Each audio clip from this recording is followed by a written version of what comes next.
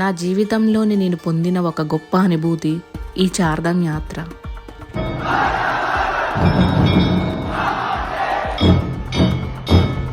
మన మనస్సుని శరీరాన్ని పలకరిస్తున్న ప్రకృతి అందాలు ఒక అద్భుతం.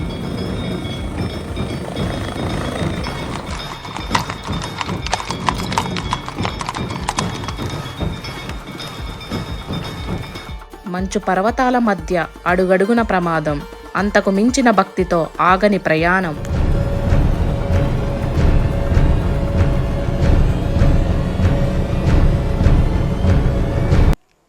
Hi hello friends, welcome back to my channel. నేను మీ శివాని దొండపాటి. చార్ధామ్ యాత్రలో భాగంగా పార్ట్ 2 వీడియోతో మళ్ళీ మీ ముందుకు వచ్చేసాను. పార్ట్ 1 వీడియో చూడకపోయి ఉంటే వీడియో లింక్ కింద డిస్క్రిప్షన్లో ఇస్తాను, చూసేయండి. అసలు ఈ చార్ధామ్ యాత్ర అంటే ఏమిటి? యమునోత్రితో మొదలయ్యి గంగోత్రి, కేదార్నాథ్, బద్రీనాథ్ దర్శనాలు పూర్తి చేసుకోవడమే చార్ధామ్ యాత్ర అంటారు. దీనిని చోటా చార్ధామ్ అని కూడా పిలుస్తారు. ఇప్పుడు మన చార్ధామ్ యాత్రలో భాగంగా మొదటిదైన యమునోత్రి ధామ్కి బయలుదేరదాం. Let's get into the video. Haridwar దర్శనం ముగించుకొని ఇప్పుడు యమునోత్రి ధామ్కి మా జర్నీ స్టార్ట్ అయిందండి.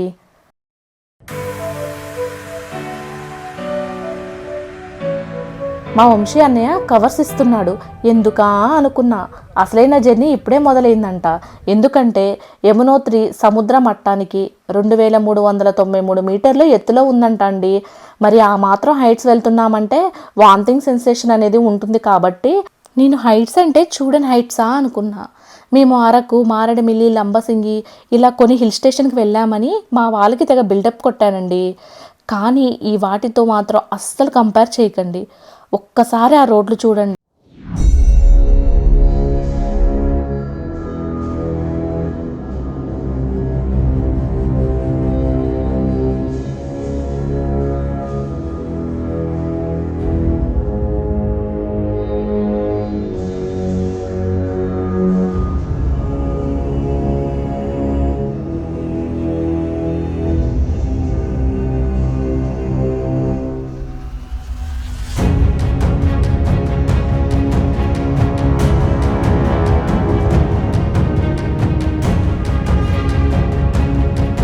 అబ్బా, ఎప్పుడైతే ఆ రోడ్డు పూర్తయిందో అప్పుడు నేను ఊపిరి పీల్చుకొని అలా ఒక స్మైల్ ఇచ్చానండి.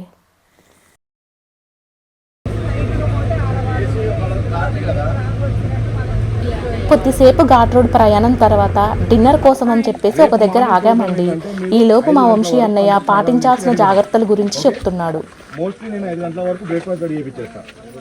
5 అయినా కానీ ఒక అరగంట అడిగినా 6 గంటలకు స్టార్ట్ అవుతుంది. బ్రేక్ఫాస్ట్ చేసుకొని ఈలోపు మా వంట వాళ్ళు వంట ప్రిపేర్ చేస్తున్నారు. నాకు అర్థం కాని విషయం ఏంటంటే అండి, మా పద్మక్కను చూసారుగా, మా పద్మక్క చిమ్మ చీకట్లో కూడా ఫోటో తీయమని చెప్పేసి కెమెరా ఇస్తుంది. పాపం మా మాధవరావు అన్నయ్య ఏమో దువ్వాన్ లేకపోయినా హెయిర్ స్టైల్ సెట్ చేసుకుంటున్నాడండి. మొత్తానికి చీకట్లో ఒక డార్క్ ఫోటో వేస్తే కొట్టేశారు. ఏదైనా ఇటువంటి ఆదర్శ దంపతులు ఉండాలండోయ్. డిన్నర్ తర్వాత మా ప్రయాణం ముందుకు సాగిందండి. అదిగో గుంపుల కొద్దీ గుర్రాలు వెళ్తున్నాయి కదా, ఇవి కూడా యమునోత్రికి అని అంట వెళ్ళేది. యాత్ర సీజన్ స్టార్ట్ అనగానే యమునోత్రికి, కేదార్నాథ్కి కొన్ని వేల గుర్రాలు చేరుకుంటాయంట అండి. సో మనకి యమునోత్రి అనేది మే నెలలో స్టార్ట్ అయ్యి మళ్ళీ అక్టోబర్ నెలలో క్లోజ్ అవుతుందంట. ఇదిగో ఇదే బార్కోట్ అండి. యమునోత్రికి వెళ్ళే వాళ్ళు బార్కోట్లో నైట్ స్టే చేసి మార్నింగ్ దర్శనానికి వెళ్ళొచ్చు. బార్కోట్ నుండి యమునోత్రికి 32 కిలోమీటర్లు ఉంటుంది. మార్నింగ్ టైంలో దర్శనం ఫుల్ రష్గా ఉంటుందని చెప్పి మా వాళ్ళందరం కలిసి ఒక డెసిషన్కి వచ్చామండి. బార్కోట్లో హోటల్ ఉన్నా కూడా అక్కడ స్టే చేయకోకుండా డైరెక్ట్గా దర్శనం చేసుకోవచ్చు అని చెప్పేసి డైరెక్ట్గా వెళ్ళామండి. కానీ మేము చేసిన అతిపెద్ద తప్పు అదే అండి. నా జీవితంలోనే నేను చూడని అతిపెద్ద ట్రాఫిక్ జామ్ మాకు ఎదురైంది. ఆ ట్రాఫిక్ జామ్లోనే మాకు తెల్లారిపోయిందండి. ఒకసారి చూడండి, ఆ బస్సులు ఎక్కడి నుంచి ఎక్కడికి ఉన్నాయో, ముందు ఇంకెంత దూరం ఉన్నాయో తెలియట్లేదండి. ఎప్పుడు బయలుదేరుతామో అర్థం కావట్లేదు. ఇక చేసేది ఏమీ లేక అలా బస్ దిగి అలా ఒక వాకేసామండి.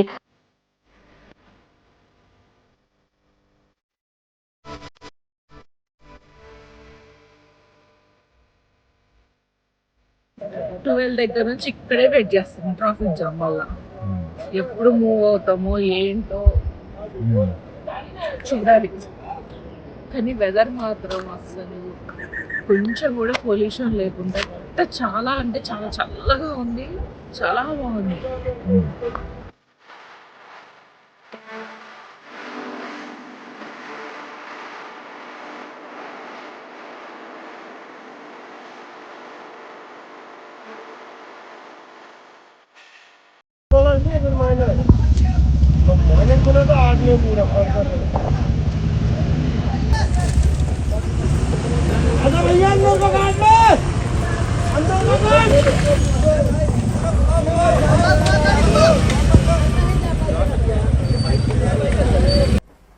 కొద్దిసేపటి తర్వాత బస్ కదిలిందండి.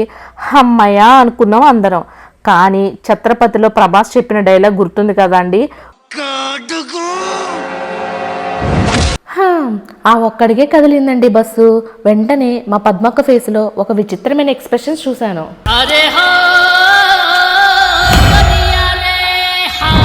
అలా ఒక్కొక్క అడుగుకి గంటల కొద్ది టైం పడుతుందండి.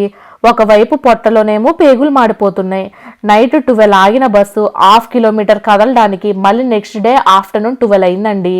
ఒక పక్క పొట్టలో పేగులు మాడిపోతున్నాయని చెప్పేసి ఇక ఆగలేక కొంతమందిని అడిగితే అక్కడ ఒక 4 కిలోమీటర్స్ డిస్టెన్స్లో ఒక చిన్న ఊరు ఉంటుంది అనేసరికి 4 కిలోమీటర్లే కదా అని చెప్పేసి చిన్న డిస్టెన్సే అనిపించిందండి.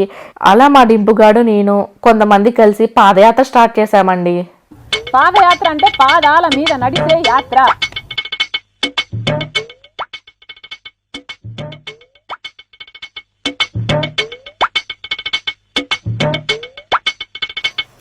అలా మా డింపుగాడు నేను కొంచెం దూరం పాదయాత్ర చేసిన తర్వాత మాకు అక్కడ ఒక తెలుగువారు కనిపించారండి. ఇలా ఈ ప్లేసెస్లో నడపగలుగుతారు.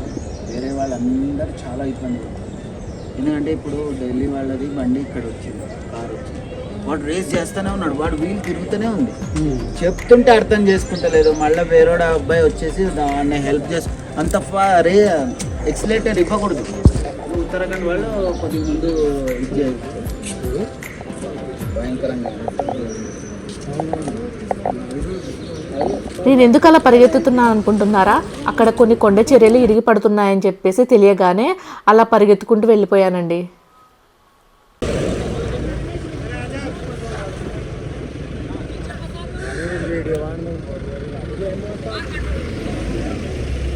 అబ్బా, ఆమెను అలా మోసుకెళ్తుంటుంటే నన్ను కూడా అలా మోసుకొని తీసుకెళ్తే బాగుంటుంది కదా అనిపిస్తుందండి. అలా ఊరొస్తుందేమని చెప్పేసి నడిచి ఇక నా వల్ల కాక అబ్బు ఎక్కడో అక్కడ గుట్టపై నుంచి నీళ్లు పడుతున్నాయండి. అమ్మయ్య అనుకొని దబదబా వెళ్ళేసి అలా వాటర్ తాగేసా. అలా వాటర్ తాగాక కాసేపు రొప్పార్చుకోవడానికి అలా ఒక పక్కన కూర్చున్నానండి.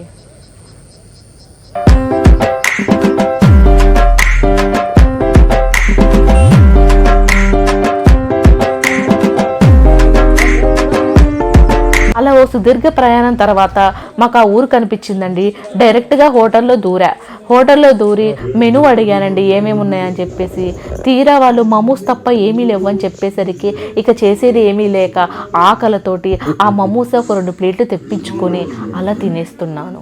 మొత్తానికి 3 గంటల తర్వాత ట్రాఫిక్ క్లియర్ అయిందండి. యమునోత్రికి ఆగకుండా మా ప్రయాణం కొనసాగింది. యమునోత్రి దగ్గరలోకి చేరుకోగానే ఆ హిమాలయాల్లో ఉన్న మంచు పర్వతాలను చూసి ఇప్పటి వరకు పడ్డ ఇబ్బందులన్నీ మర్చిపోయాము. ఎంతో అందమైన ప్రదేశం. మంచుతో కప్పబడిన ఆ పర్వతాలు చాలా అందంగా కనిపిస్తున్నాయి కదా.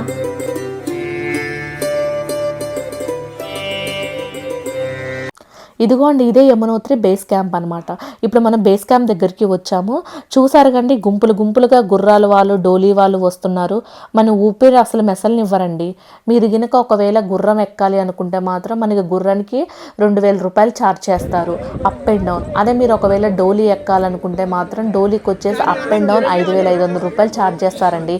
మనకి బేస్ క్యాంప్ నుంచి యమునోత్రి టెంపుల్ వరకు వచ్చేసి 12 కిలోమీటర్ డిస్టెన్స్లో ఉంటుంది. గుర్రాల వాళ్ళు, డోలీ వాళ్ళు చుట్టుముట్టేసరికి ఇక మా వాళ్ళు చూసుకుంటారులే అని చెప్పేసి రైన్ కోట్ కొందామని అలా పక్కకు వచ్చేసానండి. రైన్ కోట్ కంపల్సరీ మీ వెంట తీసుకొచ్చుకోండి. అండ్ హ్యాండ్ గ్లౌజెస్ కూడా మీ వెంట ఉండాలి. ఎందుకంటే ఇక్కడ నిమిషానికి వాతావరణం అనేది మారుతూ ఉంటుంది కాబట్టి మీకు ఒక నిమిషంలోనే చలేస్తుంది, మీకు నిమిషంలోనే అలా ఎండ పడుతూ ఉంటుంది, మళ్ళీ వెంటలోనే వాన పడుతూ ఉంటుంది. కాబట్టి కంపల్సరీ మీరు monkey cap and hand gloves and rain coat అనేది కంపల్సరీ మీ వెంట తెచ్చుకోండి. అండ్ మీరు ఒక బ్యాక్ ప్యాక్ కూడా క్యారీ చేయండి. ఆ బ్యాక్ ప్యాక్లో మీకు ఒక జత బట్టలు అండ్ డ్రై ఫ్రూట్స్ కానీ ఏమైనా ఉంటే అందులో మీ వెంట తెచ్చుకోండి. ఎందుకంటే అక్కడ మన పైన మ్యాగీ తప్ప ఇంకేమీ దొరకవు.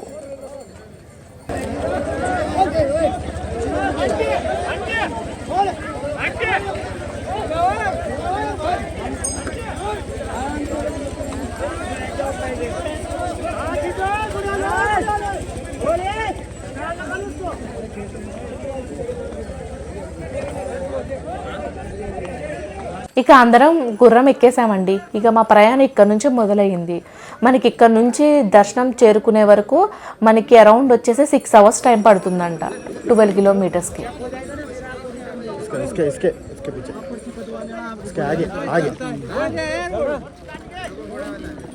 చూసారా, పైకేమో ఎండ కనపడుతుంది, ఓ పక్క చినుకులు పడుతున్నాయి. అందుకే రైన్ కోట్ కంపల్సరీ ఉండాలి. ఇక నేను రైన్ కోట్ వేసుకొని బయలుదేరుతున్నాను.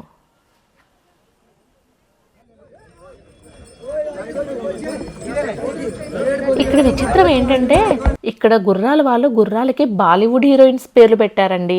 ఒక గుర్రం పేరు కాజల్ అంట, ఇంకో గుర్రం పేరు దీపికా పదుకొనే అంట. భలే కామెడీ అనిపించిందండి వాటి నేమ్స్ విని. నా గుర్రం పేరేంటా అని చెప్పేసి అడిగాను. నా గుర్రం పేరు రాణి ముఖర్జీ అంట.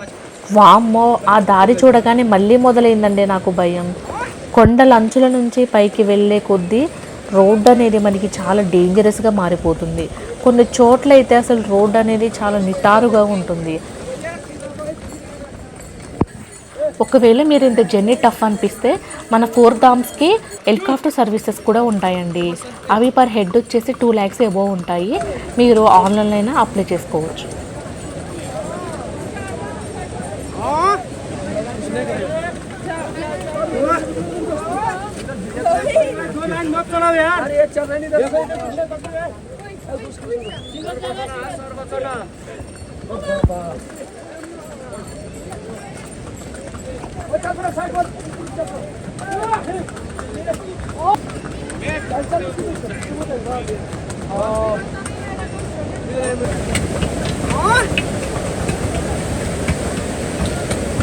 చూసారా మనం ఎంత హైట్ వెళ్తున్నామో. మనం అంత హైట్ వెళ్తుంటే ఆక్సిజన్ లెవెల్ అనేది మెల్లిమెల్లిగా తగ్గుతుంటాయి. అందుకే మీరు వచ్చేటప్పుడు ఒక పచ్చ కర్పూరాన్ని మీ వెంట తెచ్చుకోండి. ఈ కర్పూరాన్ని ఒక పల్చటి వస్త్రంలో వేసి మనకి ఎక్కడైతే ఆక్సిజన్ లెవెల్స్ తగ్గుతున్నట్లు అనిపిస్తుందో అక్కడ పీల్చినట్లయితే మనకి కొంచెం రిలీఫ్గా అనిపిస్తుంది.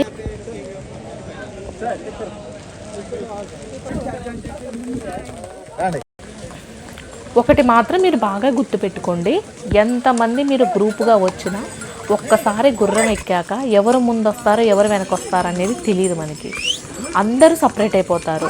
అందుకే మీరు కింద నుంచి గుర్రం ఎక్కిన దగ్గర నుంచి గుర్రం అతనితో చెప్పండి, వీలైతే అందరినీ గ్రూప్గా తీసుకెళ్ళమని. ఒకవేళ పాసిబుల్ అవ్వకపోతే అట్లీస్ట్ మీరు ఇద్దరిద్దరైనా వెళ్ళండి. అదిగో అదే టెంపుల్ అండి, మీకు కనిపిస్తుంది కదా. పదండి ముందుకు వెళ్దాం. దూరం నుంచి మా యమునాదేవి ఎంత అద్భుతంగా కనిపిస్తుందో చూడండి. అంత పెద్ద కొండల మధ్య గుడిని ఎంత అద్భుతంగా నిర్మించారో కదా. ఆ కొండల మధ్యలో ఆ దేవాలయం ఎంత చక్కగా నిర్మించారో కదా. ఈ దేవాలయంలో యమునాదేవి నల్లపాలరాతి విగ్రహంతో ఏర్పడింది.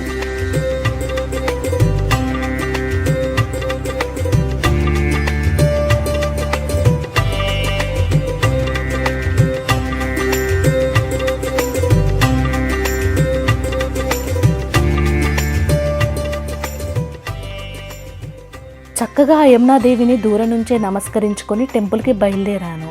ఇంత ప్రయాణం తర్వాత ఆ యమునాదేవి దేవాలయం చూడగానే పట్టరాని సంతోషం అనిపించిందండి. టెంపుల్కి చేరుకున్న తర్వాత నాకు మొదటిగా ఆశ్చర్యం కలిగిన విషయం ఏంటంటే అదే వేడి నీటి గుండం. ఇక్కడ సహజ సిద్ధంగానే నీళ్లు వేడిగా ఏర్పడతాయంట. ఇంకో విషయం ఏంటంటే ఇక్కడ వేడి నీటి గుండంలో ఒక క్లాత్లో బియ్యం పెట్టి ఆ వేడి నీటి గుండంలోనే ఉడికిస్తారంట. దాంతోపాటు బంగాళదుంపలు కూడా ఉడికిస్తారంట. దానిని ప్రసాదంగా స్వీకరిస్తారు కూడా. ఆ వేడి నీటి గుండంలో స్నానం ఆచరించి చక్కగా యమునాదేవిని దర్శనం పూర్తి చేసుకున్నాము. అలా తిరిగి కిందికి వచ్చిన తర్వాత చలికి తట్టుకోలేక మా వాళ్ళందరి పరిస్థితి ఎలా ఉందో ఒకసారి చూడండి. అలా నైట్ హోటల్లో స్టే చేసి ఇక ఎర్లీ మార్నింగ్ లేచి ఉత్తరకాశీకి బయలుదేరాము. అలా కాఫీ తాగుతూ యమునోత్రి ఎక్స్పీరియన్స్ ఒక్కొక్కరం అలా షేర్ చేసుకున్నాము.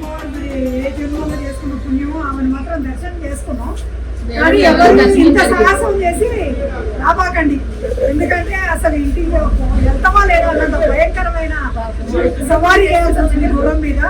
కాబట్టి ఏదన్నా బతుకుంటే బస్సాగినొచ్చు కానీ మనం ఇంటి దగ్గర శివయ్యని అమ్మవాళ్ళని అందరినీ తెలుసుకున్నాం. ఈ సాహసాలు మాత్రం వద్దని చెప్పి అందరికీ రండి. సాహసం చేయాలి. వెరీ డేంజరస్ కానీ లైఫ్ లో ఒక్కసారి ఎక్స్పీరియన్స్ చేయాలి. అడ్వెంచరస్ కావాలంటే గుర్రం ఎక్కండి.